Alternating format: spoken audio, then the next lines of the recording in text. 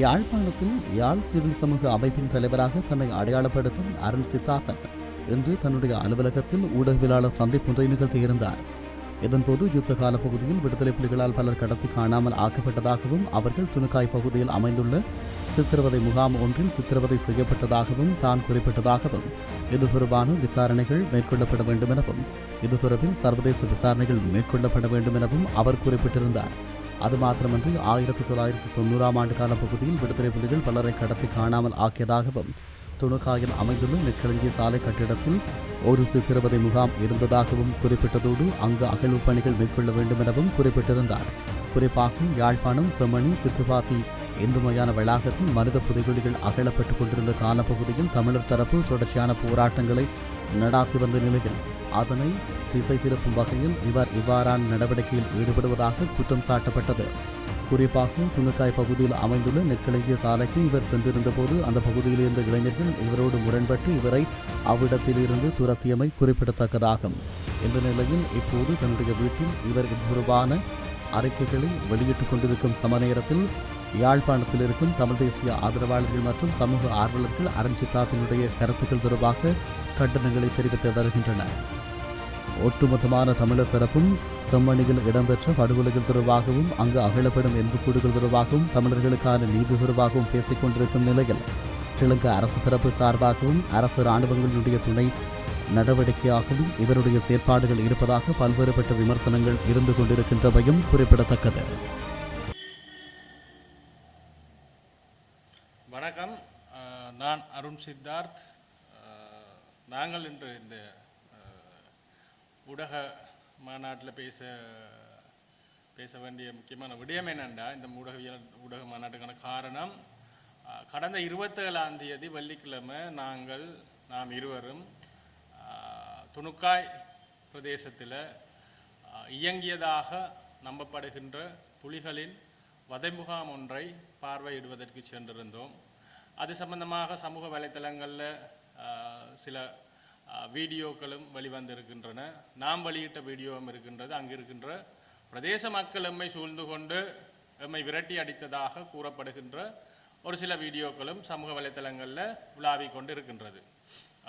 Apart from that, அது அங்கே நடந்த சம்பவம் என்னன்றது நாங்கள் பேசுவதற்கு முன்னுக்கு இந்த துணுக்காய் வதமுகாம் தொடர்பாக நாங்கள் அங்கே செல்ல வேண்டிய காரணம் ஏன் ஏற்பட்டது என்றால், இது முழுக்க எங்களுடைய ஒரு தனிப்பட்ட விடயம். அதாவது எனது மனைவி இவருடைய பேர் தங்கத்துறை தயானி, எனது மாமாவின் மகள் மச்சால், என்னுடைய மாமா என்னுடைய அம்மாவின் சகோதரன், அதாவது என்னுடைய மனைவியின் தந்தை 1990ஆம் ஆண்டு 20ஆம் தேதி பிப்ரவரி மாதம் அவர்கள் அது வீட்டில் வைத்து விடுதலை புலிகளால் கடத்தி செல்லப்பட்டார்.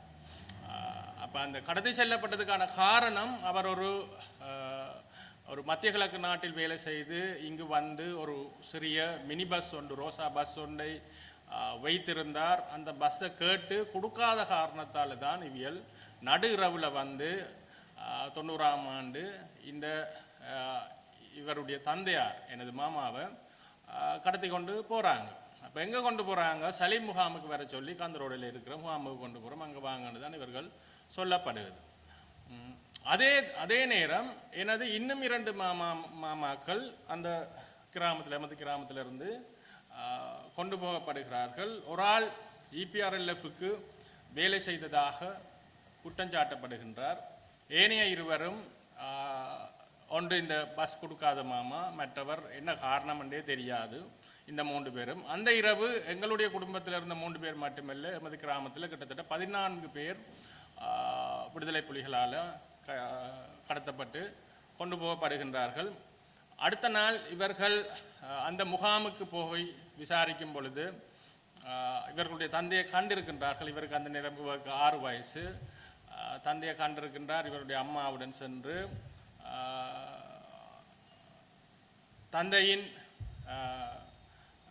தந்தையுடன் பேசிய பின்னர் தந்தை சில பேரை சொல்லியிருக்கின்றார். ஊரில் இருக்கிற ஒரு சில பேர்கிட்ட பேரை இவர்கிட்ட போய் சொல்லுங்க, அவையால் புலிகளுடன் நெருக்கமானவர்கள், எப்படியாவது என்ன விடுவிப்பார்கள் என்று இவையால் அவையிட்ட போய் சொல்லியிருக்கணும். அடுத்த நாள் திருப்பி போயிருக்கணும். அடுத்த நாள் அங்கு அவர் இருக்கவில்லை.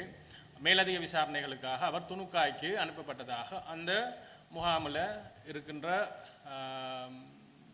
பொறுப்பாளர் அந்த சலீம் என்பவர் சொல்லியிருக்கின்றார். அதுக்கு பிறகு இவியல் மனித உரிமைகள் ஆணைக்குழு, ஐசிஆர்சி போன்ற சர்வதேச நிறுவனங்கள் எல்லாத்துக்கும் அறிவித்திருக்கின்றார்கள். ஜிஎஸ் லெட்டர் இருக்குது, 90ஆம் ஆண்டு ஜிஎஸ் கொடுத்த லெட்டர் இருக்குது. அதுக்கு பிறகு காலத்துக்கு காலம் இவர்கள் ஐசிஆர்சியால் கொடுக்கப்பட்ட கடிதங்கள் இருக்கின்றது. அதுக்கு பிறகு காணாமல் போனவர்கள்ட கொடுக்கப்படுகின்ற சர்டிஃபிகேட் இருக்குது. இதெல்லாம் வீட்டே இருக்குது.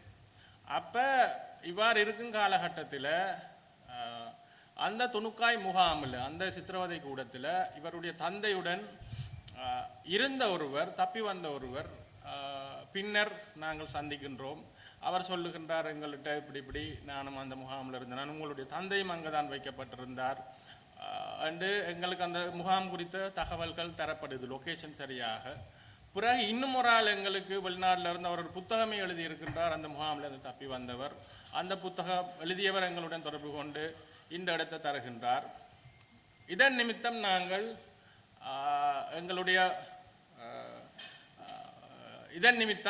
எங்களுடைய உறவினர் எங்களோட வீட்டில் இருந்து கடத்தி கொள்ளப்பட்டவரை தேடித்தான் நாங்கள் அங்கே போகிறோம். அப்போ இந்த இடம், இந்த லொக்கேஷன் மிக தெளிவாக எங்களுக்கு தரப்பட்டிருக்குது. இங்கே தப்பி வந்த ஆக்கள் மட்டுமில்லை, முன்னாள் விடுதலை புலிகள் புனர்வாழ்வுக்கு உட்படுத்தப்பட்டு வந்து இப்போ இராணுவ புலனாய்வினுடன் சேர்ந்து இயங்குகின்ற விடுதலை புலிகள், இந்த முகாமில் இருந்த விடுதலை புலிகள், இந்த முகாமில் கடத்தப்பட்டு வைத்திருக்கப்பட்ட வேணைய இயக்கங்களை சார்ந்தவர்கள், அவர்களுடைய குடும்பத்தை சார்ந்தவர்கள், புத்திஜீவிகள், சும்மா எழுதினத்துக்காக பேசினத்துக்காக எந்தவித காரணங்களும் இல்லாமல் சந்தேகத்தின் பேரில் கொண்டு போய் வைக்கப்பட்ட ஆக்கள் சிங்களவர்கள், இராணுவ போலீஸில் இருந்த சிங்களவர்கள் கூட இங்கே கைதிகளாக வைக்கப்பட்டிருக்கிறார்கள். இந்த ஆதாரங்களின் அடிப்படையில் தான் நாங்கள் அங்கே போனாங்க. நாங்கள் போனது எங்களோட வீட்டில் நாங்கள் இழந்த ஒருவரை தேடி, அவருக்கு என்ன நடந்தது என்ற உண்மையை தேடித்தான் நாங்கள் போனாங்க. நாங்கள் அரசாங்கத்துக்கு சார்பாக போயிருந்தால் நாங்கள் இராணுவத்தோடு போயிருப்போம், எஸ்டிஎஃபோட போயிருப்போம், இன்னும் 2 முழுக்க பாதுகாப்போட போயிருக்கோம். அவ்வாறு நாங்கள் போக வேண்டிய தேவை எங்களுக்கு இல்லை. நாங்கள் எங்களோட வீட்டில் ஒரு ஆள் இழந்திருக்கின்றோம், ஆகவே அங்கே சென்று நாங்கள் அங்கே இருக்கிற தகவல்கள் எல்லாம் எடுத்துக்கொண்டு வரக்குள்ள அந்த பக்கத்தில் இருந்த கடையில் இருக்கிற ஒருவரின் சகோதரர், எங்களை அங்கே வந்து தாக்க முயற்சித்தவர்கள், அவதூறாக பேசியவர்கள் அனைவரது முகங்களும் படங்களும் வீடியோக்களில் இருக்குது. அவர்களுடைய பேர் விவரங்கள் எங்கள்கிட்ட இருக்குது. ஆனாலும் இவர்களுக்கும் எங்களுக்கும் எந்த பிரச்சனையும் இல்லை. இவர்கள் அந்த ஊர்க்காரரும் இல்லை. இவர்கள் அங்கேருந்து 8-10 கிலோமீட்டர் தள்ளி மல்லாவிலிருந்து வந்தவர்கள். இவர்கள் வந்து எங்களை பார்த்துட்டு போனார்கள். அதுக்கு முன்னுக்கு என்ன செய்கிறீங்கன்னா, நாங்கள் இப்படி ஒரு யூடியூப் வீடியோ ஒன்று எடுக்கிறோம்னா சரி என்று போயிட்டாங்க. அவர்கள் போன பிறகும் 1 மணித்தியாலத்துக்கிட்ட அங்கே நின்று எங்களுடைய வீடியோ எல்லாம் நாங்கள் முழுமையாக எடுத்துட்டு தான் வழியில் வரக்குள்ள தான் இவங்க ஒரு 10 பேர் மோட்டர் சைக்கிளில் வந்தவங்க.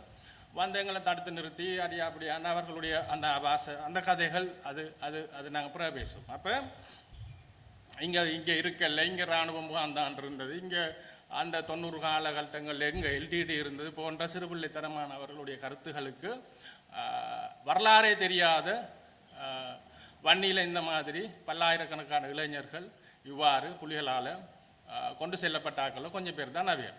அப்போ அவையோட கதையை விட்டுட்டு இப்போ நாங்கள் அங்கே போய் தேடி போனாங்கள், போய் வீடியோக்கள் எடுத்துட்டு நாங்கள் வெளியே வந்திருக்கிறோம்.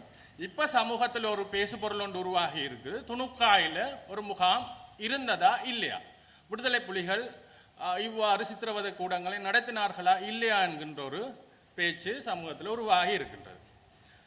இது பல்கலைக்கழக ஆசிரியர்கள் சங்கம் UTHR என்று சொல்லப்படுகின்ற UTHRJ, எஃப்னா university teachers for human rights என்று சொல்லப்படுகின்ற நம்பத்தகுந்த சர்வதேச ரீதியில் ஏற்றுக்கொள்ளப்பட்ட மார்ட்டின் ஏர்னல்ஸ் என்று சொல்லப்படுகின்ற 10 உலகளாவிய சர்வதேச மனித உரிமை அமைப்புகள், Amnesty International, Human Rights Watch போன்ற 10 அமைப்புகள் சேர்ந்து விருது கொடுத்த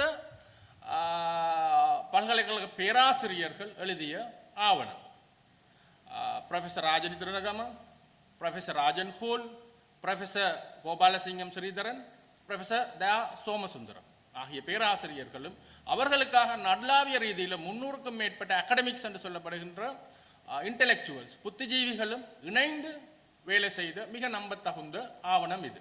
இவர்கள் தான் முறிந்த பணி புத்தகத்தை எழுதினது. இந்த புத்தகம் எழுதிய காரணத்துக்காக பல்கலைக்கழகத்துக்கு முன்னால் ராஜன் சுட்டுக் கொல்லப்பட்டார். இவர்களுடைய இந்த அறிக்கையில் இது மாதிரி பல அறிக்கை இருக்கு. இந்த அறிக்கையில் மிக தெளிவாக அவர்கள் LTT started mass detention centers was after disseminates in rival group from mid 1986.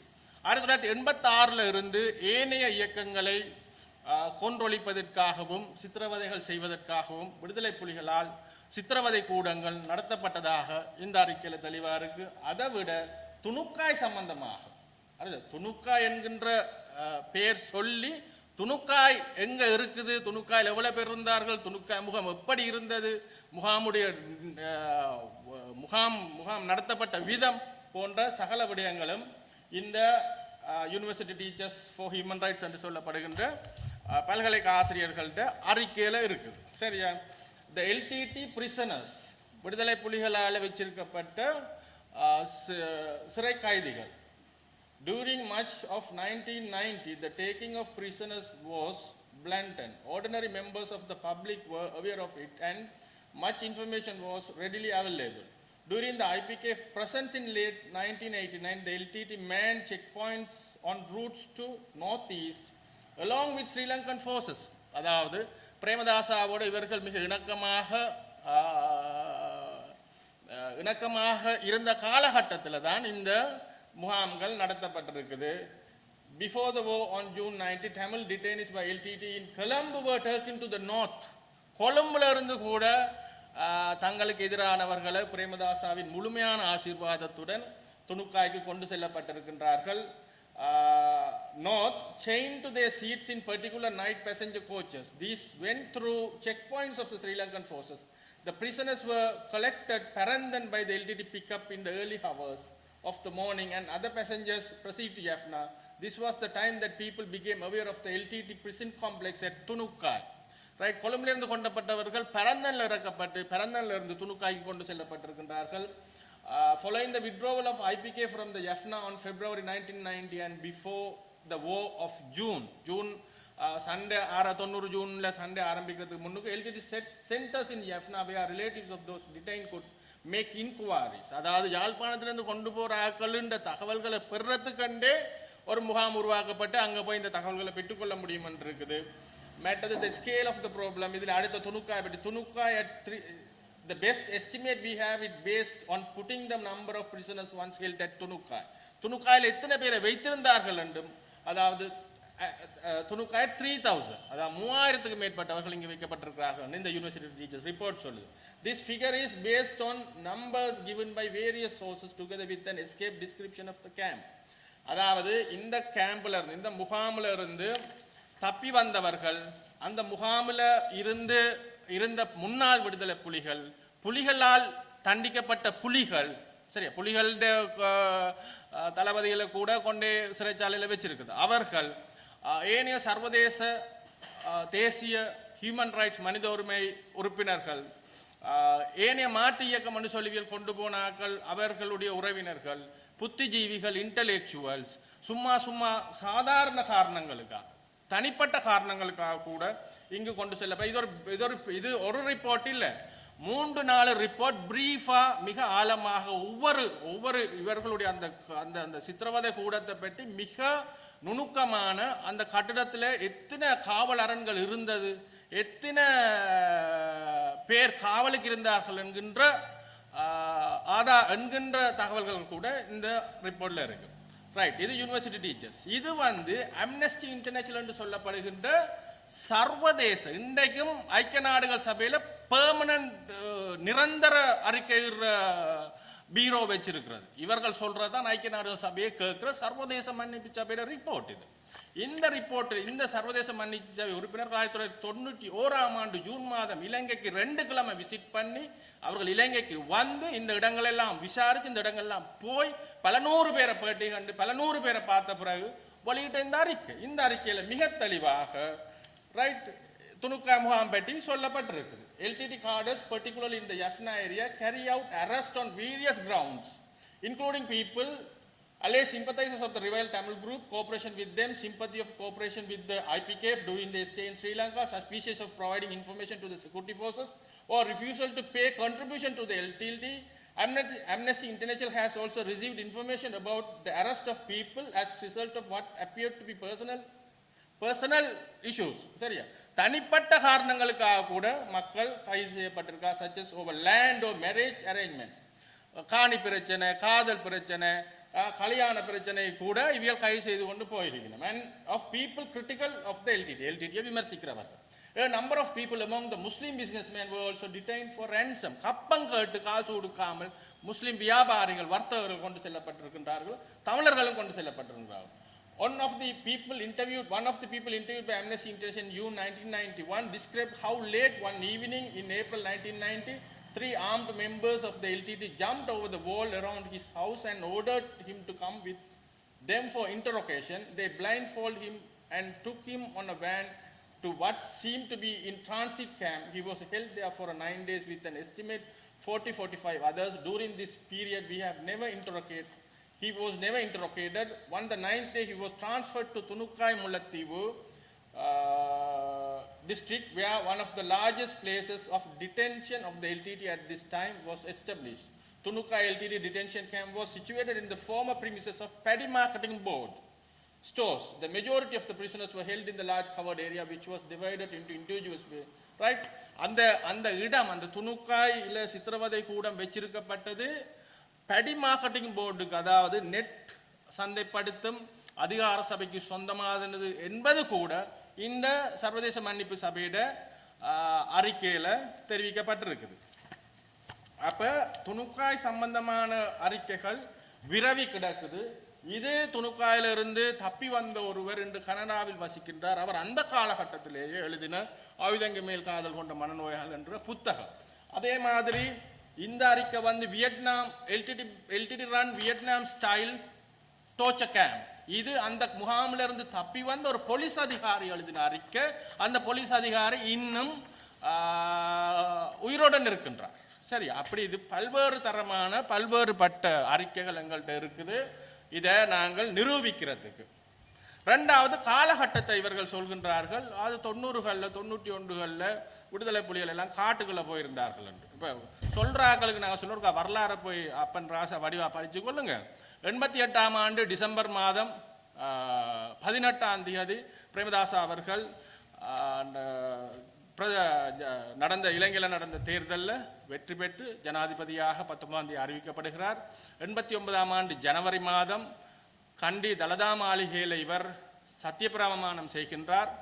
அந்த தனது கன்னியுரையிலேயே இவர் விடுதலை புலிகளை பேச்சுவார்த்தைக்கு அழைக்கின்றார். இங்கால தென்னிலங்கையில் ஜேபிட கிளர்ச்சி நடந்து கொண்டு 2 தரப்பையும் பேச்சுவார்த்தைக்கு அழைக்கின்றார். கிட்டத்தட்ட 15 நாட்கள் கழித்து விடுதலை புலிகள்கிட்ட லண்டன்ல இருந்து ஃபேக்ஸ் பண்ணினோம், நாங்கள் பேச்சுவார்த்தைக்கு தயாரண்டு, தங்களுடைய செக்யூரிட்டி, தங்களுடைய டிமாண்ட், அவர்களுடைய நிபந்தனைகள், அவர்களுக்கு என்னென்ன தேவை என்ற சம்பந்தமாக மேற்கொண்டு பேசுவோம் என்று ரஞ்சன் விஜயரத்ன ஒருதலை பட்சமாக யுத்த நிறுத்தத்தை அறிவிக்கிறார். யுத்த நிறுத்தம் அறிவிப்பது நூடாக இவர்களுக்கு அவர்கள் தெளிவாக சொல்கின்றார்கள், உங்களுக்கு என்னென்ன தேவையோ அவ்வளத்தை நாங்கள் செய்து தருவோம், நீங்கள் பேச்சுவார்த்தைக்கு வாங்கண்டு. அதுக்கு பிறகு 89ஆம் ஆண்டு ஜனவரி, பிப்ரவரி, மார்ச், ஏப்ரல், மே 89ஆம் ஆண்டா இந்த காலகட்டங்களில் மிக இணக்கமாக 9 ரவுண்ட் பேச்சுவார்த்தைகள் சுச்சரித்து எண்ணப்படுகின்ற பிரேமதாசோட வீட்டில் நடைபெறுகிறது. ஹில்டன் ஹோட்டலில் இவர்கள் தங்க வைக்கப்படுகிறார்கள். இவர்களுடைய முதலாவது கோரிக்கையாக இருக்கிறது, பிரபாரண்ட மனைவி பிள்ளைகள் நோர்வேயில் வெளிநாட்டில் ஒன்றில் தலைமறைவாக இருக்கிறவர்களை தங்கள்கிட்ட கொண்டு தர சொல்லி வன்னிக்கு ஏலங்காவில் இலங்கை ஏலங்கா விமானத்தில் கொண்டு வரப்பட்டு இவர்கிட்ட கையளிக்கப்படுகிறார்கள். யார் ஆண்டன் பாலசிங்கம், அடேல் பாலசிங்கம் கொண்டு வரப்படுகிறார்கள். இராணுவத்தை யார் ஐபிகேஃப் இந்திய இராணுவத்தை முகாமுக்களில் இந்திய இராணுவத்தை 3 மாதத்துக்கு வெளியேறுமாறு பிரேமதாசாவால் கோரிக்கை விடப்படுகிறது. அதை ஏற்றுக்கொண்டு இராணுவம் போக தொடங்குது. இந்தியாவில் 89ஆம் ஆண்டு இறுதியில் தேர்தல்கள் மூலம் விபி சிங்கிட அரசு வருது. ஸோ இது வந்து பிரெட்மன் வீரக்கோன் என்று சொல்லப்படுகின்ற பிரேமதாசாட ஆலோசகராக இருந்தவர் எழுதின புத்தகம். மிக தெளிவாக நேரம், டைம் எல்லாம் போட்டு இதில் எழுதப்பட்டிருக்கு. எவ்வளவு சுதந்திரமாக அரசு ஆதரவுடன் 89களில் விடுதலை புலிகள் இயங்கினார்கள் என்றது இந்த புத்தகத்தில் இருக்கு. இது தீக்ஷித் எழுதின புத்தகம், கொலம்போ அசைன்மெண்ட் என்று சொல்றது. அந்த டைமில் இந்திய தூதுவராக இருந்த தீக்ஷித் எழுதின புத்தகம். தீக்ஷித் மிக தெளிவாக சொல்றார், பிரேமதாசா இவர்களுக்கு காசும் கொடுத்து ஆயுதங்களும் கொடுத்து எவ்வளவு இந்த நாட்டில் சுதந்திரமாக 89 90களில் புலிகள் இயங்கினார்கள் என்று இங்க தங்களுடைய அலுவலகங்களை மிக பகிரங்கமாக விடுதலை புலிகள் இயங்கி கொண்டிருந்தார்கள் அந்த டைமில். சரியா? அப்ப இந்த ஆதாரங்கள் எல்லாத்தையும் வாசிங்கன்னு நாங்கள் கேட்டுக்கொள்ள. இந்த வரலாறு தெரியாம 89ல் எங்க இருந்துச்சுன்னா 90ல் எங்க இருந்துச்சுன்னா போன்ற கேள்விகள் கேட்கிற சிறு பிள்ளைகளுக்கு சொல்றேன், நீங்க வாசிங்க, இல்லாட்டி வாங்க நீங்க டிபேட்டுக்கு, இதெல்லாம் நாங்க தாரம் உங்களுக்கு அடிச்சு எடுக்க வழி இல்லாட்டிக்கு வாசிச்சு தெரிஞ்சு கொள்ளுங்க. 89 90களில் புலிகள் மிக ஆக்டிவாக பிரேமதாசாவோட இணைஞ்சு வேலை செய்து கொண்டிருந்தார்கள். ஆரம்ப காலங்களில் இந்திய ராணுவத்துடன் இணைந்து வேலை செய்து கொண்டிருந்தார்கள். 90களில் நடுப்பகுதிக்கு பிறகுதான் இங்கே அந்த யுத்த நிறுத்தம் உடைஞ்சு யுத்தம் ஆரம்பிக்கப்பட்டது. அது வரைக்கும் இவர்கள் மிக இலகுவாக தங்களோட வேலையை கொழும்புல இருந்து தங்களுக்கு பிடிக்காத ஆக்களை கைது செய்து கொண்டு வர அளவுக்கு பவர்ஃபுல்லா இருந்தது தான் இந்த இது. அப்ப நாங்க ஆதாரங்கள் தந்திருக்கிறோம். இப்ப எங்களுக்கு தேவை என்னன்னா, எங்கட வீட்டுல புலிகளால கொல்லப்பட்டவர்களுக்கு நியாயம் வேணும். எங்களுக்கு நீங்க செம்மணியில தோண்டினாலும் சரி, வேற எங்கனையும் போய் அதை எங்கிட்ட கேட்காதீங்க. எங்கிட்ட அருண் நீங்க ஏன் செம்மணி தோன்ற நேரம் இதை பேசுறீங்கண்டா, பாதிக்கப்பட்ட நான் எப்ப இதை பேச வேணும் என்றதை முடிவு செய்யறது நான். நீ சொல்ற நேரத்துக்கு நான் கேட்க வேண்டிய அவசியம் இல்லை. எனக்கு எப்ப தோணுது, என்னால் எப்ப இந்த இதுக்கான இந்த அநீதிக்கான நீதியை பெற்றுக்கொள்ள முடியும் என்று நான் நம்புகின்றேனோ அந்த நேரத்தில் நான் கேட்பேன். இதை இது அருண் நீங்க இதை இப்ப நீங்க துணுக்காய பேசுனீங்கன்னா செம்மணி நீர்த்து போகும். எவ்வாறு நாங்க திருப்பி எப்படி செம்மணி நீர்த்து போகும்? ஜட்ஜ் சொல்ல போறாரு, அருண் துணுக்காய தோண்ட சொல்றாரு, அப்ப நாங்க இதை மூடி வச்சுட்டு அதை போய் தோண்டணும்னு சொல்ல போறேன். என்ன முட்டாள்தனமான கேள்வி சொல்லுங்க பாப்போம். பிறகு அதில் ஒரு இளைஞன் என்னட்ட வயிற்ற தூக்கி காட்டி கேட்கிறார், நான் விடுதலை புலிகள்ல இருந்து நான் என்னையும் பலாத்காரமாக தான் கொண்டு போனது, இன்றைக்கு நீ பென்ஸ் கார்ல வந்திருக்கிற, நான் பிச்சு எடுக்கிறேன். என்னட்ட நீ இதை கேட்க வேண்டியது என்னட்ட இல்லை, உன்னுடைய தலைவன்கிட்ட. நீ போய் கேட்க வேண்டியது என்னட்ட இல்லை, உன்னை இந்த பலாத்காரமாக கொண்டு போனான இருக்கிறானே அவன்கிட்ட போய் கேள். குமரன் பத்மநாபன் கேள். இலங்கை விடுதலை புலிகள் 2வது தலைவராக இருந்த குமரன் பத்மநாபன் இன்றைக்கு 15-16 டிஃபெண்டரோட மிக சொகுசாக அரசு பாதுகாப்புல வாழ்றாரு. அப்ப ஏன் அவர்கிட்ட நீங்க போய் கேட்கல? அது எவ்வாறு எந்த அரசாங்கம் வந்தாலும் அவரை தண்டிக்கல. அப்ப அவர் எப்படி உங்களுக்கு துரோகியாகாமல் போனார்? நாங்கள் எங்களுடைய உழைப்பினூடாக நாங்க வந்தோம். இப்ப பிரேமதாசாட்ட நீங்க காசு வேண்டேலும், பிரபாகரன் பிரேமதாசாட்ட காசு வேண்டேலும், பிரேமதாசாட்ட ஆயுதம் வேண்டேலும், இந்திய ராணுவத்திட்ட வேண்டேலும், என்ன மஹிந்த ராஜபக்சட்ட வேண்டேலும், மாத்தியாவை காட்டி கொடுக்கலும், மாத்தியாவோட 700 பேரை கொண்டே கொலை செய்யலும்.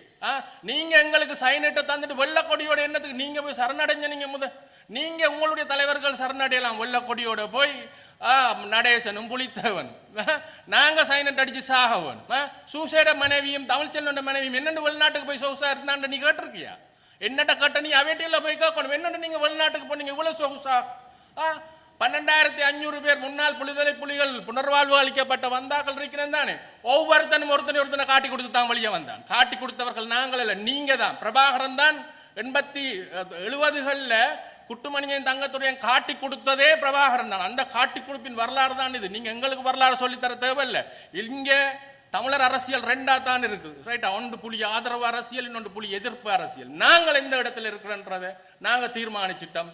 புலிகளால் பாதிக்கப்பட்ட சகல பேரை நாங்கள் ஒன்றிணையுமாறு கோரிக்கை விடுக்கின்றோம். அல்ஃபிரட் துரைப்பால இருந்து, அமிர்தலிங்கத்திலிருந்து, சென்ட்ரல் காலேஜ் பிரின்சிபல்ல இருந்து, சென்ட் ஜோன்ஸ் பிரின்சிபல்ல இருந்து, இவ்வாறு வகதொகை இல்லாமல் செல்வியில இருந்து, ராஜினி திருநகமையில இருந்து வகதொகை இல்லாமல் புத்திஜீவிகளும் சாதாரண மக்களும் படித்தவர்களும் கொன்றொழிக்கப்பட்டார்கள். எவ்வித காரணங்களும் இல்லாமல் அவர்களுடைய பிள்ளைகளை எல்லாரையும் நாங்கள் அவர்களுடைய உறவினர்கள் ஏனைய EPRLF, PLOTE, TELO, ENDLF, TNA இவ்வாறு இங்கிருந்த 37 இயக்கத்தின் டிக்சித்தின் புத்தகத்தில் இருக்கு. இந்த 37 தமிழ் political and militant groups active at one point between 1977 to 1989. 77ஆம் ஆண்டு கிட்டத்தட்ட 37 ஆயுத குழுக்கள் இந்த மண்ணுக்காக, விடுதலைக்காக ஆயுதம் தாங்கியவர். அவர்களை கொன்றொழித்தது யார்? நாங்க கேட்கிறோம். அந்த 37 குழுக்கள்லையும் நான் நினைக்கிறேன் 37ஐயுமே இல்லாமல் ஆக்கினது விடுதலை புலிகளா இருக்கும். இந்த போராட்டம் ஒரு விடுதலை போராட்டம் இல்லை, இது ஒரு தனிக்கர அதிகார சர்வாதிகார போராட்டம். இது விடுதலை புலிகளின் தலைவருக்கும் விடுதலை புலிகளுக்கும் யார் ரோல் மாடலாகவும் ஹீரோவாகவும் ஏற்றுக்கொண்டனா ஹிட்லர். அவர்களுடைய வணக்கம் வைக்கிற ஸ்டைல்ல இருந்து எல்லாமே ஹிட்லர். அது பாசிச சித்தாந்தம். இந்த பாசிச சித்தாந்தத்தை எங்களுக்கு காட்ட முயற்சிக்காதீங்க. நாங்கள் எங்கட வீட்டில் காணாமல் ஆக்கப்பட்டாக்களை நாங்களும் தேடுறோம். நாங்கள் எப்போ தேடணும், எங்கே தேடணும்ன்றது நாங்கள் தான் முடிவு செய்கிறது, நீங்கள் எங்களுக்கு சொல்ல தேவையில்ல. இன்றைக்கு அரசாங்கம் தான் செம்மணியில் தோன்றுது, அரசாங்கம் தான் காசு கொடுத்துருக்கு செம்மணியில் தோன்றதுக்கு. புலிகள்ட காலத்தில் எங்களுக்கு வாய் துறக்கேலுமா? அப்போ அரச பணத்தில் தான் நீங்கள் தோண்டி கொண்டிருக்கிறீங்க. இன்னொன்று மெட்டது இன்னொன்று எங்கிட்ட அந்த சிறுபிள்ளைத்தனமான வாதம் ஒன்று. நீங்கள் இப்படி யாரும் ஒரு பயங்கரவாத இயக்கத்தையும் அரசு செய்த குற்றத்தையும் சமனாக்குறீங்க. அரசுகளுக்கு கூட பொறுப்பு இருக்குது. சரி, எங்களுக்கு இந்த பைலா கதையெல்லாம் தேவையில்லை. நாங்கள் சமனாக்கல் நாங்கள் சொல்கிறோம் விடுதலை புலிகள் வந்து செய்தது இன்னும் கூட. அரசு ஒன்றுக்கு எதிராக போராடுறதுக்கு வழிமுறை இருக்கு, சிஸ்டம் இருக்கு. இப்போ அரசு ஒன்று காணாமல் ஆக்கினா எங்களுக்கு போராடலாம். ஐக்கிய நாடுகள் சபைக்கும் வரைக்கும் செல்ல. செம்மணியில கிருஷாந்தி குமார் சுவாமி என்கின்ற மாணவியிட மரணம் 6 பேர் மரண தண்டனைக்கு உட்படுத்தப்பட்டார். 6 பேருக்கு மரண தண்டனை கொடுக்கப்பட்டது ராணுவ வீரர்களுக்கு, ஒரு போலீசார். 3 பேருக்கு 20 வருஷ ஆயுள் தண்டனை, 20 வருஷ தண்டனை கொடுக்கப்பட்டது. ரைட்டா? ஆனா எங்கட வீட்டில் காணாமலாக்கப்பட்டவனுக்கு என்ன நடந்தது? அவனை இன்றைக்கு நீங்க யார்கிட்ட கேட்குறீங்கன்னா யார்கிட்ட 12,500 பேர் வெளியே வந்து நிற்கிறார்கள். என்ன புலிகள் இல்லாமல் எலிகளா? சரி, 10,000 விடுவோமே வலுக்கட்டாயமாக கொண்டு போனப்பட்ட ஆக்கள் மிச்சம் 2,500 என்ன சும்மா இருந்த ஆக்களா? அப்ப இவர்களுக்கு தண்டனை வழங்கியார். தண்டனை வழங்கினது அரசுக்கு எதிராக கிளர்ச்சி செய்தது. ரைட்? State was terrorist. ரைட்டா? இவர்கள் சாதாரண மக்களுக்கு செய்த குற்றங்களுக்கு இவர்கள் தண்டிக்கப்படவில்லை. எங்களை மாதிரி சாதாரண மக்களுக்கு. சரியா? நிறைய பேர் இன்றைக்கு வாய் துறக்க இல்லாமல் இருக்கிறார்கள். இவர்களுக்கு பின்னால் ஒரு பெரிய ஒரு மாஃபியா ஒன்று இயக்கி கொண்டிருக்கின்றது. சரி, அந்த மாஃபியாவுக்கு பயந்து சனம் இன்றைக்கு கதைக்க முடியாமல் இருக்கு. ஸோ அந்த மக்கள் எல்லாருக்கும் சொல்ல, இது 238 KKS ரோட் என்னுடைய ஆஃபீஸ். இங்க நாங்கள் விடுதலை புலிகளால் பாதிக்கப்பட்ட ஆக்களுக்கு நீதி கிடைக்கிறதுக்காக போராடுறதுக்கான இடம் இருக்குது. நீங்க எங்கள்கிட்ட வாங்க, நாங்க உங்களுக்கு அதுக்கான வழிகளை காட்டித்தாரோம். நாங்கள் அரசுக்கு எங்கட வீட்டை காணாமல் போன ஆக்களுக்கு நீதி கோரி நாங்கள் ஹேபியஸ் கார்பஸ் ஆட்கொணர்வு மனு அடிக்க நீதிமன்றத்துக்கு போனால் நீதிமன்றம் எங்களுக்கு என்ன தெரியுமா சொல்லுது? அது வந்து சட்ட ரீதியான ஒரு ராணுவத்துக்கு எதிராக தான் போடலாம், சட்டவிரோத ஒரு குழுக்கு போடலாது. அப்ப இங்க யாருக்கு அநீதி மறக்கப்படுது? நீதி மறக்கப்படுது, எங்களுக்கு மறக்கப்படுது. உங்களுக்கு சந்தர்ப்பம் இருக்கு, உங்களுக்கு சாத்தியக்கூறு இருக்கு, உங்களுக்காக குரல் கொடுக்க ஐநா வரைக்கும் இருக்கு. எங்களுக்காக குரல் கொடுக்க யார் இருக்கு? ஒருத்தருமே இல்லை. இதுல மிக அவலமான விஷயம் என்னண்டா, எங்கட வீட்டில் ஆளை பறி கொடுத்துட்டு எந்த காரணங்களும் இல்ல, சரி, அநீதியாக எங்கட வீட்டில் ஆளை கொலை செஞ்சுட்டு எங்களுக்கு அதை சொல்லி அழக்கூட இயலாமல் இருக்கு இந்த சமூகத்தில். என்னுடைய வீட்டில் விடுதலை புலிகளால் தான் கொண்டு போய் சாப்பிடணும் சொல்லக்கூட இயலாமல் இருக்குது.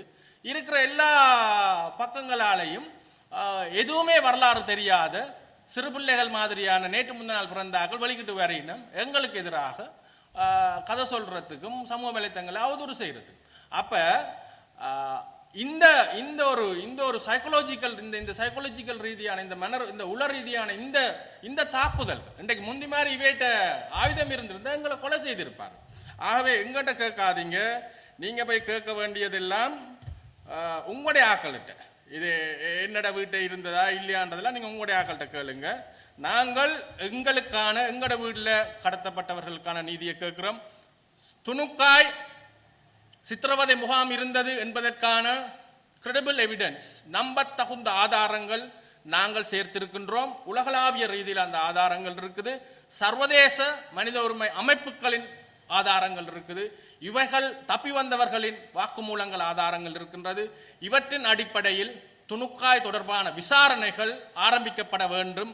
துணுக்காயில் விடுதலை புலிகள் நடத்தியதாக சொல்லப்படுகின்ற அறுதியாக நம்பத்தகுந்த ஆதாரங்கள் இருக்கின்ற சித்திரவதை முகாம் குறித்து முக்கியமாக தமிழர்கள் 3000க்கும் மேற்பட்டவர்கள் சித்திரவதை செய்யப்பட்டு கொல்லப்பட்டிருப்பதாக பல அறிக்கைகள் இருக்கின்றது.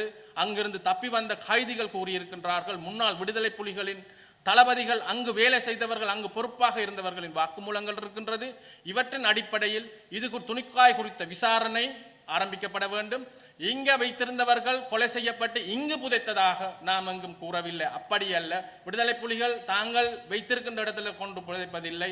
இங்கிருப்பவர்களை சிவபுரம் என்கின்ற வாணிக்குளத்துக்கிட்ட ஒரு இடத்துல கொண்டு போய் காட்டுப்பகுதியிலே எரிக்கப்பட்டு முழுமையாக ஆதாரம் இல்லாமல் அழிக்கப்பட்டிருக்கின்றார். எரிக்கப்பட்டு அவர்களுடைய சாம்பல் கூட அங்க கரைக்கப்பட்டிருப்பதாகத்தான் அங்க நிறைய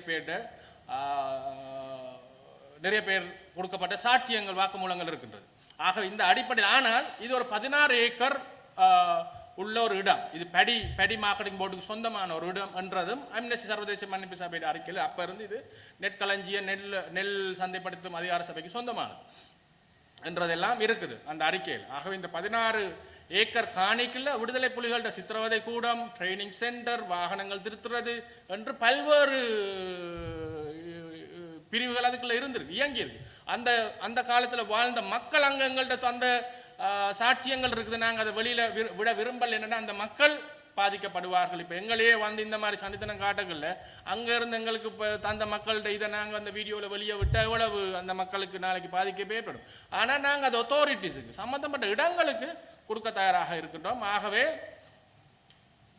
துணுக்காய் குறித்து நியாயமான பக்கசார்பற்ற விசாரணை ஆரம்பிக்கப்பட வேண்டும் என்பதை நாங்கள் அரசாங்கத்தில் கோரிக்கை விடுக்கிறோம். துணுக்காய் மட்டுமில்லை, கச்சாய், கோப்பாய், வள்ளிபுணம், வட்டுவாகால், விஸ்வமடு போன்ற ஆல்ஃபா 2, ஆல்ஃபா 4, ஆல்ஃபா 5 என்று பல பெயர்களில் விடுதலை புலிகளால் சித்திரவதை கூடங்கள் நடத்தப்பட்டிருக்குது.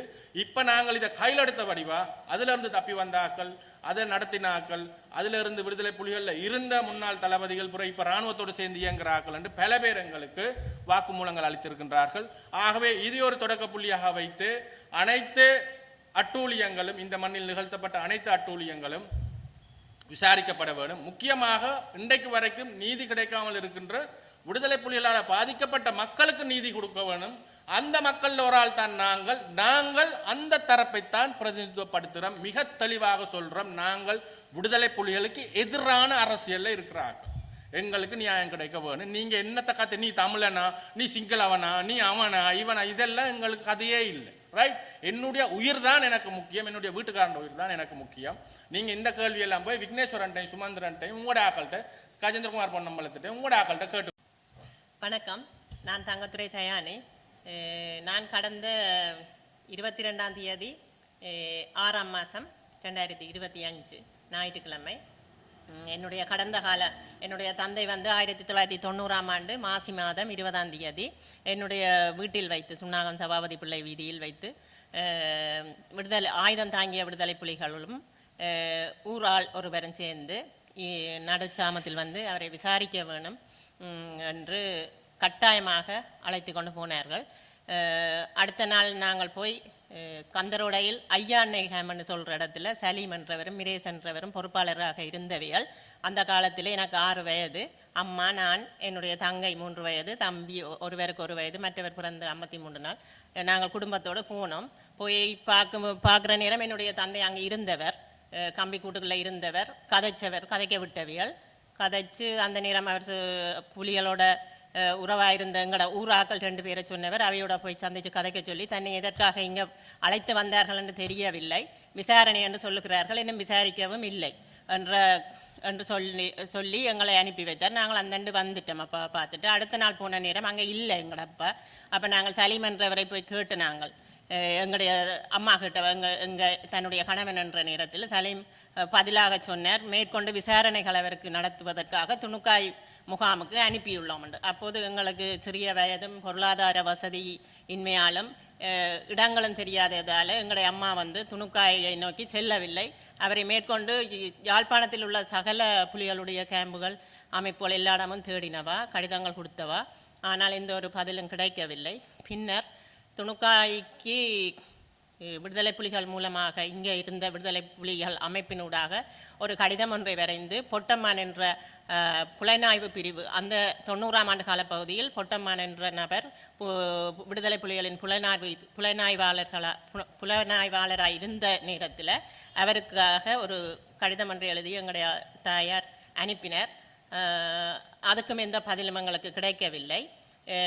அத்தோடு நாங்கள் எங்களுடைய தேடுதலின் முயற்சியை மேற்கொண்டு தேடாமல் விட்ட பின்னர் இப்போது 2021ஆம் ஆண்டில் காணாமல் போன ஒரு அலுவலகம் சம்பந்தமாக கொழும்பில் உள்ள ஒரு காணாமல் போனோர் சம்பந்தமான கலந்துரையாடலில் நானும் அதில் கலந்து கொண்டு என்னுடைய தந்தையார் காணாமலாக்கப்பட்டதை பற்றி அதில் தெரிவித்திருந்தேன். அந்த இடத்தில் என்னுடைய தந்தையோடு காணாமலாக்கப்பட்டு துணுக்காய் வதை முகாமில் இருந்த ஒருவர் என்னை அந்த இடத்தில் தொடர்பு கொண்டு, நீங்கள் தங்கத்துறையின் மகளா என்று வினாவிய போது ஆம் என்று சொன்ன பிறகு அவர் அந்த என்னுடைய பேட்டியின் நிமித்தம் என்னை இனங்கண்டு வந்து, உங்களுடைய தந்தை என்னோடு தான் சங்கிலிகளில் பிணைக்கப்பட்டு துணுக்காய் வதை முகாமில் இருந்தோம், என்னுடைய சகோதரரும் இருவர் கூட இருந்தமையினால் என்னை துணுக்காய் வதை முகாமில் இருந்து விடுதலை செய்தார்கள். நான் அங்கிருந்து நடந்து என்னுடைய ஊரை வந்து அடைந்தேன். ஆனால் உங்களோட தந்தையை வந்து நாளாந்தம் அந்த முகாமில் வைத்திருக்கிற நேரத்தில் 20 பேர் 30 பேர் அண்டு கூட்டிக் கொண்டு போவாங்க. லொரி கொண்டாந்து ஆடு மாடுகளை ஏற்றுவாங்க. அப்போ உங்களோட தந்தையை ஏற்றி கொண்டு போனவர்கள் ஏற்றி கொண்டு போனால் திருப்பி கொண்டு வரதில்லை. ஏனென்று சொன்னால் அவர்களை கொண்டே டயர் போட்டு சிவபுரம் பவனிக்குளம் என்ற இடத்துல ஒரு நீர்ப்பாசனத்துறை மாவட்டத்தில் இருக்குது. அந்த நீர்ப்பாசனத்துறையில் வேலை செய்த ஒரு அலுவலகர் தான் பார்த்ததாக கூறுவார். எந்த நாளும் அந்த ஜன்னல்களால் தெரியும், இரவு வேளைகளில் லொரியில் கொண்டு விடுதலை புலிகள் சுட்டும் டயர் போட்டும் எரித்து விட்டு அந்த பவனி குளத்தில் கரைத்து விட்டு போவார்கள் என்று கூறியிருக்கிறார். அதை இந்த தப்பி வந்த அவர் எனக்கு அங்கே வச்சு சொன்னார் 2021 ஆண்டு. அதற்கு பிறகு நான் இந்த துணுக்காய் முகத்தை ஒரு பார்வையிட வேணும் என்ற ஒரு முயற்சியோடு நான் சேகரிக்க தொடங்கினேன். அதற்கான ஆவணங்கள் அது அந்த இடத்துல இருந்து வெளியில் வந்தார்கள் தொடர்புகளை எடுத்து 21 ஆண்டிலிருந்து இன்று 25 வரை 2025 வரை சேகரித்த ஆவணங்களோடு கடந்த ஞாயிற்றுக்கிழமை 22ஆம் தேதி 2025 ஆண்டு ஜூன் மாதம் வெளிக்கிட்டு இங்கே இருந்து நான் எனது வீட்டில் கூட யாருக்கும் தெரிவிக்கலைன்னு தெரிவித்தால் அவர்கள் கூறுவினம் ஊத விட்டுட்டு பேசாமல் இரண்டு தான் சொல்லிவினம். ஏனென்றால் துப்பாக்கி முனையில் கடந்த காலங்களில் நாங்கள் அச்சுறுத்தப்பட்டு எங்களோட பேச்சு சுதந்திரம் கூட மறைக்கப்பட்டிருந்தது. எங்களோட உயிர்களுக்காகவும் எங்களோட குடும்பம் சார்ந்த அங்கத்தவர்களுக்காகவும் இந்த விஷயத்தை வந்து மேற்கொண்டு கதைக்க வேணாம்னு தான் சொல்லி எங்களோட வீடுகளில் வச்சிருந்தவே. ஆனால் நான் அதையும் மறுத்து அந்த தேதி என்று நான் வெளிக்கிட்டு இங்கிருந்து என்னுடைய நண்பி ஒருவரையும் அழைத்து கொண்டு துணுக்காய் பஸ்ஸில் போனான். அன்று தான் நான் முதல் பன்னிக்குள்ளே போன நாள் போய் மாங்குளம் சந்தியில் அந்த பஸ் நிறுத்தி வைக்கப்பட்டு அரை மணித்தியாலம் அதிலிருந்து பிறகு துணுக்காய் நோக்கி போய் இங்கேருந்து 9:30 வெளிக்கிட்ட பஸ் அங்கே போய் 1:30 தான் சேர்ந்தது. அப்போ துணுக்காய் பஸ் ஸ்டாண்டில் இறக்கின பின்னர் எனக்கு அந்த இடங்கள் தெரியாமையினால் நான் நின்று சுற்றி வர சுற்றுமுற்றும் பார்த்தேன். ஒரு ஆள் நடமாட்டம் குறைந்த பிரதேசம். ஒரு கடை இருந்தது. அந்த கடையில் போய் கேட்டேன். இப்படி நான் கொண்டு போன தகவலின்படி அந்த மில் இருக்கிற இடமும் மற்ற நந்தகுமார் கிராமம் என்ற இடம் போகிற வழியை கேட்டு அவைகிட்ட அறிஞ்சேன். அவர் சொன்னார் இதாலான் போனேன். நான் ஒரு 200 மீட்டர் நடந்து போனேன். சரியான பயங்கரமாக இருந்தது. திரும்பி வந்தோம். நாங்கள் இருவரும் பெண்கள் என்றபடியால் திரும்பி வந்தும் கொஞ்சம் நேரம் நின்றுட்டு திரும்பவும் நடந்து ஒரு 500 மீட்டர் கடந்து போயிட்டோம். போன போது அதில் ஒரு 70 வயது மதிக்கத்தக்க ஒரு வயோதிபர் வந்தார் தண்ணிக்கானோடு. அவருக்கு நான் போன விஷயத்தை மேலோட்டமாக சொன்னேன். அவர் முதல் தன்னோட வீட்டுக்கு அழைத்து கொண்டு போனார். வீட்டுக்கு அழைத்து கொண்டு போய் தண்ணி தந்து என்னுடைய விஷயத்தை வடிவாக கேட்டு அவரும் சில தகவல்களை எனக்கு தந்த காணொளி என்னிடம் உள்ளது. அவர் சரியான தகவல், நான் போய் சென்ற விஷயத்தை சரியான முறையில் அவர் எனக்கு அந்த காணொலியூடாக தந்திருக்கின்றார். நான் அது தேவைப்படுற நேரத்தில் சம்பந்தப்பட்ட அமைப்புகளுக்கு வழங்குவதற்கு தயாராக இருக்கின்றேன். அப்போது அவர் திரும்பவும் என்னை அழைத்து கொண்டு வந்து 16 ஏக்கர் காணி, அவ்வளவும் விடுதலை புலிகளுக்குரிய காணி தான். இப்போது இருக்கிற வீடும் வந்து விடுதலை புலிகளுக்குரிய காணி தான்.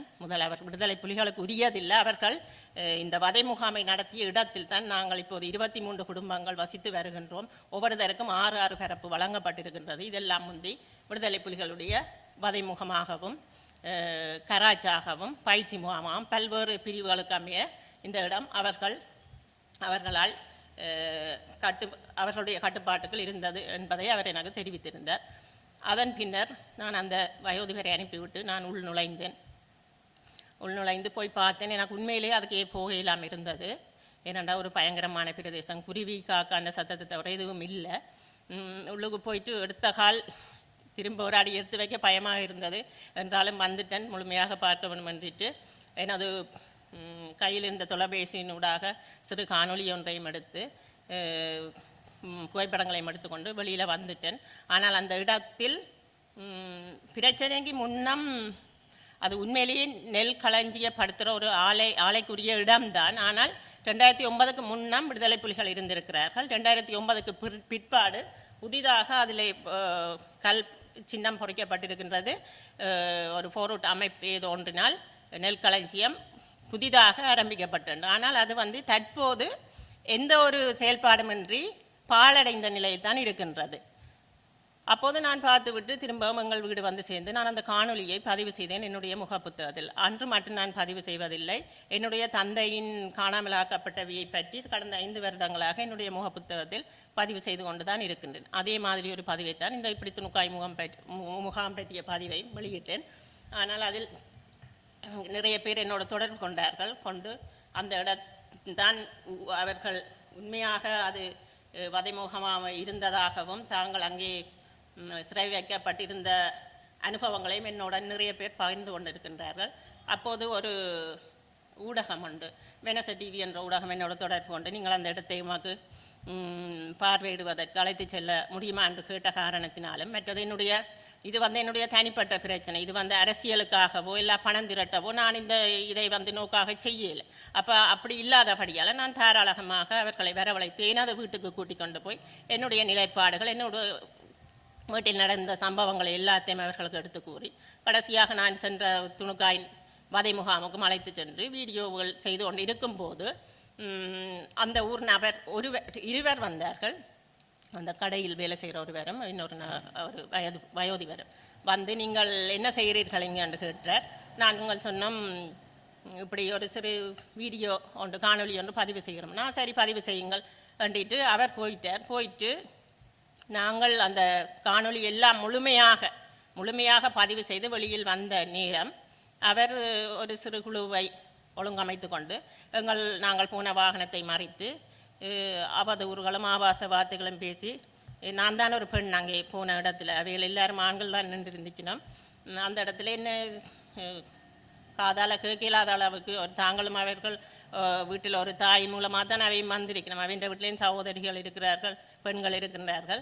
ஆனால் ஒரு பெண்ணை எவ்வளவு கேவலப்படுத்த இயலுமோ அந்த எல்லாத்துக்கு அவர்கள் அதில் வாதிட்டார்கள், சண்டை பிடித்தார்கள், இல்லாத ஒன்றை எல்லாம் அதில் உருவாக்குற மாதிரி பேசினார்கள். ஆனால் எனக்கு அவர்கள் நடந்த நடைமுறையில் விளங்கியது இந்த விஷயத்தை அவர்கள் முழுமையாக மூடி மறைப்பதற்காகத்தான் அவர்கள் அந்த பொய்யான கதைகளைத்தான் அதில் சொல்லிக்கொண்டிருந்தேன். எதுவுமே ஒரு பொருத்தம் இல்லாத கதைகள் என்பது நீங்கள் எத்தனையாம் ஆண்டு பிறந்த நீங்கள் உங்களுக்கு அப்போ ஞாபகம் இருக்குதோ அண்டு எல்லாம் அதில் பிறந்தாக்கள் எல்லாரும் 90க்கு பிறகு பிறந்தவர்களும் இந்த 2000 வரைக்கும் பிறந்திருக்கிறார்கள். அப்படியானவர்கள் தான் அதில் நின்றவர்கள். அவர்கள் ஒரு புத்தகத்தை படித்து அறிஞ்சிருக்கணும், அல்லது என்ன சரி கதைக்க விட்டிருக்கணும், அப்படி எதுவும் இல்லை.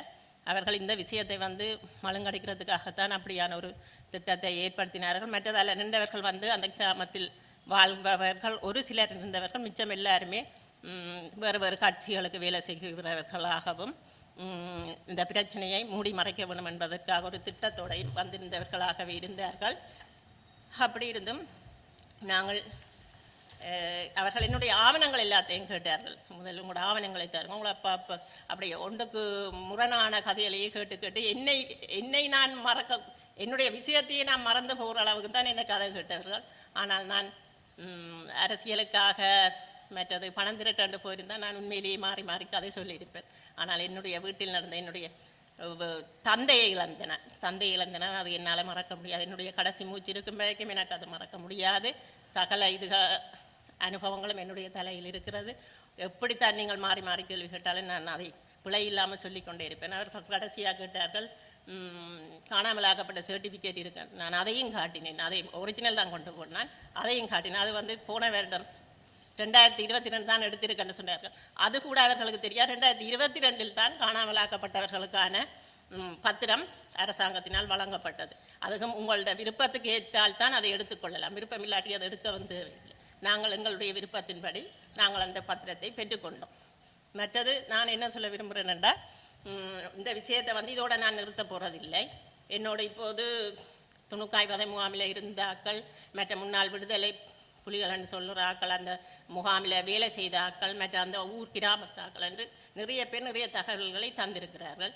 எல்லாரையும் சேர்த்து நான் இந்த விஷயத்தை மேற்கொண்டு விசாரணைகளை ஆரம்பிக்கப்படும் அளவுக்கு நான் கொண்டு செல்லுவேன். மற்றது துரியப்பா அமிர்தலிங்கம் அவேண்ட பிள்ளைகள் மாதிரி நான் ஒரு உயர்ந்த இடத்துல இருந்து வசதியாக இருந்து காசோட பணத்தோட இருந்து நான் வரையில் நான் ஒரு கிராமத்தில் வளர்ந்த நான். அப்படி இருந்து நான் என்னுடைய தந்தைக்காக போராடி கொண்டு இருப்பேன். என்னுடைய போராட்டத்தை யாரும் தடை செய்ய முடியாது. ஒவ்வொருத்தருக்கும் அந்த உரிமை இருக்கின்றது. நான் கடைசி நேரம் வரைக்கும் போராடுவேன்.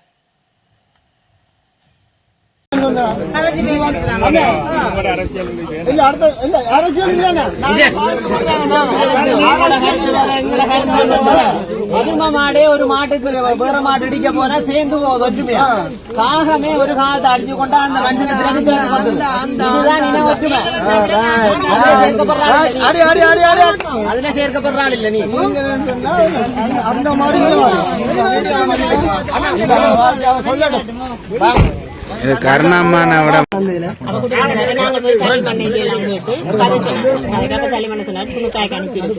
அங்க விசாரணை முடிய நாங்கள் விடுவோம் சொல்லி அப்ப சலீமன் அங்க சுண்ணாத்துல ஒரு கேம்ப்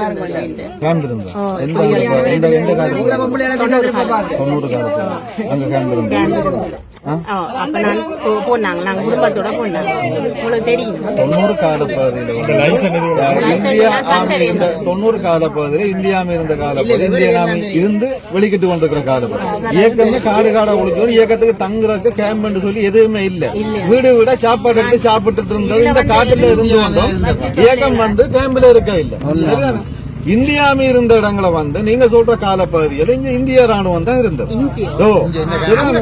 ஆனா நீங்க சொல்ற மாதிரி இங்க இயக்கம் இருக்கல இயக்கத்துக்கு சாப்பாடு கொடுத்தோம்னு சொல்லி எங்களுடைய அப்பாவை கொண்டு இந்தியாவை கொண்டு இந்தியாவில கொண்டே வச்சு கை நிகம் கால் நிகம் எல்லாம் புடுங்கி 91ஆம் ஆண்டு பிறகுதான் எங்களுடைய அப்பாவை வந்து இந்தியாவை ரிலீஸ் பண்ணினது. ஆனா நீங்க சொல்ற காலப்பகுதியில் இங்க இயக்கம் இருக்கல இயக்கத்துக்கு நாங்க அதாவது இயக்கம் ஃபுல்லா இந்தியாவும் இருக்கு காட்டுக்குள்ள ஒளிச்சு இருக்குதுன்னு சொல்லி சாப்பாடு கொடுத்தோம்னு சொல்லி ஒவ்வொரு ஊர்ல 2 பேர் 4 பேரை வந்து இந்தியாவை கொண்டு போயிட்டு இருந்தது. இந்தியாவும் எல்லா வேலையும் செஞ்சுட்டு தான் இருந்தது. ஆனா நீங்க சொல்ற காலப்பகுதியில் இங்க இயக்கத்துக்கு ஒரு கேம்ப் நீங்க சொல்ற மாதிரி சலீமன் அங்க இருந்தவர் யாழ்ப்பாணத்துல ஒரு இந்த காட்டுக்குள்ளேயே இயக்கத்துக்கு ஒரு கேம்ப் இல்லாத நேரத்துல உங்களுக்கு அங்க எங்க சலீமன் ஒரு ஆபீஸ் போட்டு திறந்து வச்சிருந்தவர் நீங்க சொல்ற காலப்பகுதியில இந்த காட்டுல வேட்ட நாய் மாதிரி நாய் விட்டு தேடி இயக்கத்தை சுட்டுக் கொண்டிருந்த காலப்பகுதி சரிதானே. நீங்க யாழ்ப்பாணத்துல ஒரு கேம்ப் இருந்த ஆபீஸ் சொல்ற காலம் வந்து இயக்கம் காட்டுக்குள்ள இருந்ததோடைய நீங்க சொல்ற மாதிரி இயக்கத்துக்கு கொண்ட ஒரு கேம்ப் இயக்கத்துக்கு இல்ல இல்ல இல்ல இந்தியா ஆர்மி வர முதல் இயக்கம் வர முதல் இருந்த அதாவது 84 85 86க்கு முதல் வந்து நீங்க சொல்ற மாதிரி அங்க இருந்திருக்கலாம் இல்லைன்னு சொன்னா 90க்கு பிறகு 90 போயிட்டு அப்ப இந்த பாதி காலா போக தெரியாது. நீ பயமோடு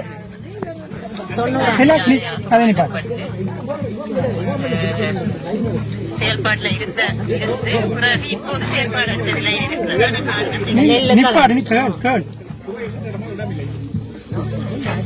நீங்க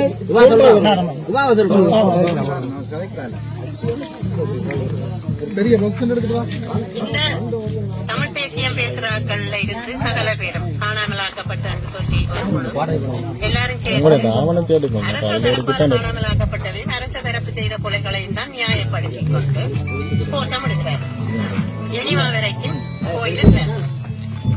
ஆனால் தமிழீழ விடுதலை புலிகளால் கடத்தி கொலை செய்யப்பட்ட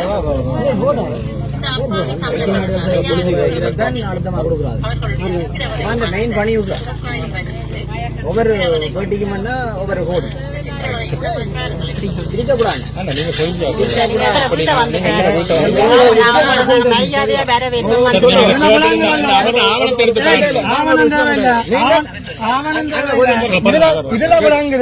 நீங்கள் இப்படியான செயல்பாடுல செயல்பட்டு உங்களோட வைத்த கல்லூரிகள் விளங்குது தொழிலா செய்கிறீங்க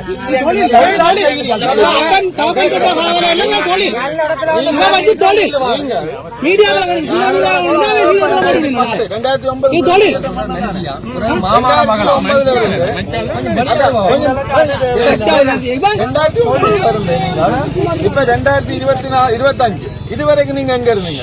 ஏன் நீங்கள் ஒரு முறைப்பாடு போட இல்ல சட்ட ரீதியான நடவடிக்கை அதுக்கு நீங்க சொல்ற கால பகுதிக்கு முன்னுக்கு எத்தனை இயக்கம் இருந்தது தெரியுமா? 2091க்கு பிறகுதான் நீங்க சொல்ற 91க்கு பிறகுதான் விடுதலை புலிகள் மட்டும் இருந்தது. எல்லா இயக்கம் இருந்தது இபிடிபி சகல இயக்கம் இருந்தது. அதுல இயக்கம் வந்து முதல் உருவாகி இருந்த இடம் யாழ்ப்பாணம் தான். ஆனா வேற இயக்கங்கள் மாற்று இயக்கங்கள் அதுக்கு முதல் இங்கேதான் இருந்தது. சரிதானே? நீங்க சொல்ற எந்த இயக்கம் மட்டும் முதல் நீங்களே அதை தீர்மானம் சொல்லி இல்லை உங்களுடைய அம்மாவே உங்களுடைய சொந்தத்தை கேட்டுக்கணும். உங்களுடைய அப்பாவுக்கு ஆணையில சட்ட ரீதியான நடவடிக்கை கோர்ட்ஸ் மூலம் ஏதோ ஒரு மூலமா வாங்க. நீங்கள் உங்களுடைய எண்ணத்துக்கு வந்து 4000 பேரை கொண்டு நான் உங்களுடைய அப்பா போனோம் இல்லையான்னு சொல்லுங்க. 4000 பேரை கொண்டு உங்கள்ட்ட என்ன எவிடன்ஸ் இருக்கு? வாயில வந்து நீங்க என்ன வேணும்னு நினைப்பீங்க? அது பிள்ளையா இருந்தா நீங்கள் அதை அப்படி கதைச்சு உங்களுக்கு வாய் இருக்குண்டா போல கதைக்க கூடாது. உண்மையில அப்படி ஒரு பிரச்சனை இருந்திருந்தால் அதை நீங்க இதுவரைக்கும் அதை சரியாக மேற்கொண்டு ஐசிஆர்சில பதிவு போட்டிருக்கு தானே. காணால் போனார்கள்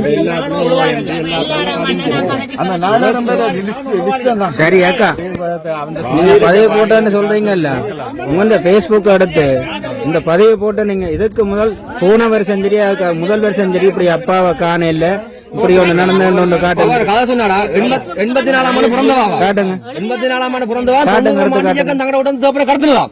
84 பிறந்தவா 90 தேப்பரை கடத்தலாம். ஜாப்பாடு துண்டு உடனே வச்சு வடிவான கதை உனக்கு வந்து போட்டோருக்கே வடிவா இங்கதான் இயக்கம் கொண்ட உடனே போடுறீங்க.